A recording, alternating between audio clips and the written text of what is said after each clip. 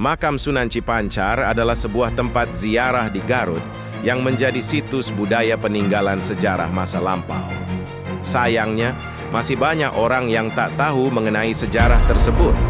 Padahal, di samping menjadi tempat ziarah, makam Sunan Cipancar juga menjadi bukti adanya kejayaan Islam di Garut pada masa lampau. Makam Sunan Cipancar adalah sebuah komplek makam yang menjadi tujuan ziarah utama di Garut. Tempat ini terletak di Kecamatan Balubur Limbangan atau Limbangan. Kawasan Limbangan adalah merupakan cikal bakal terbentuknya Kabupaten Garut. Singkatnya, sebelum bernama Garut, wilayah yang satu ini dikenal dengan nama Limbangan. Sunan Cipancar memiliki nama asli Prabu Wijaya Kusuma. Assalamualaikum warahmatullahi wabarakatuh. Sahabat channel Lembur Kuring Wisata Pilemburan. Jumpa lagi dengan konten-konten yang membahas tentang wisata religi maupun wisata umum. Selamat menonton dan jangan lupa like, komen, dan subscribe. Prabu Wijaya Kusuma merupakan seorang raja dari Kerajaan Kertahayu atau lebih populer disebut sebagai Kerajaan Galuh Pakuan. Kerajaan Kertahayu atau Galuh Pakuan mulanya didirikan oleh Sunan Poronggol sekitar abad ke-15 di kawasan Gunung Poronggol, Limbangan, dekat dengan lokasi makam Sunan Cipancar berada. Prabu Wijaya Kusuma sendiri mulai berkuasa di kerajaan tersebut setelah ayahnya yang bernama Prabu Liman Senjaya tak lagi menjabat. Dirinya juga masih merupakan keturunan dari Prabu Siliwangi. Menariknya, selain dikenal sebagai raja yang sakti dan kuat, Prabu Wijaya Kusuma juga merupakan seorang tokoh penyebar agama Islam di Garut yang terkenal akan ketaatannya kepada Allah. Padahal, ayahnya sendiri merupakan seorang penganut agama Hindu. Namun, Prabu Wijaya Kusuma memilih untuk menjadi seorang Muslim dengan bimbingan dari Raden Kian Santang.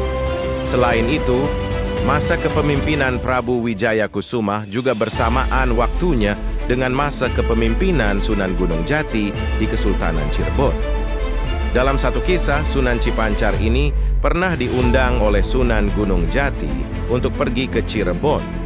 Singkat cerita, Sunan Cipancar membawa sebuah keris yang ternyata berlafaz La ikraha fiddin, artinya tidak ada paksaan dalam agama, yang berhasil membuat Sunan Gunung Jati merasa takjub. Sejak saat itu, Sunan Gunung Jati lantas mengganti nama Galuh Pakuan menjadi Limbangan, yang artinya sejajar atau seimbang, karena Sunan Cipancar dianggap telah sejajar dengan para wali yang hadir saat itu. Oleh karena kehebatan dan jasanya, Sunan Cipancar menjadi tokoh yang sangat dihormati hingga kini. Ia diperkirakan wafat pada usia 100 tahun lebih. Setelah wafatnya Sunan Cipancar, tampuk kekuasaan Kerajaan Limbangan diteruskan oleh para keturunannya hingga dalam perkembangannya Limbangan berubah statusnya menjadi kabupaten. Dari Sunan Cipancar inilah nantinya lahir para bupati-bupati Limbangan yang tersohor. Salah satu keturunannya adalah Raden Adipati Adiwijaya yang merupakan bupati pertama di Kabupaten Garut. Singkatnya, pada zaman dahulu setelah Sunan Cipancar wafat, Kabupaten Limbangan pernah dibubarkan, lalu diaktifkan kembali pada tahun 1813 Masehi oleh pemerintah kolonial Belanda.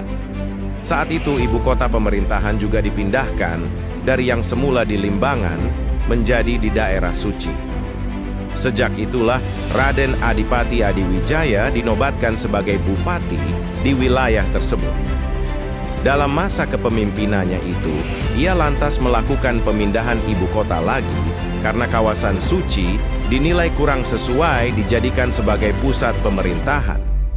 Raden Adiwijaya pun akhirnya menemukan tempat yang sesuai untuk dijadikan sebagai ibu kota, yakni di daerah Paminggir. Sekarang tempatnya adalah Alun-Alun Garut. Dari sinilah awal mula Kabupaten Limbangan berganti namanya dan lahirlah Kabupaten Garut. Jadi itulah sejarah singkat makam Sunan Cipancar yang berkaitan dengan asal-usul terbentuknya Kabupaten Garut.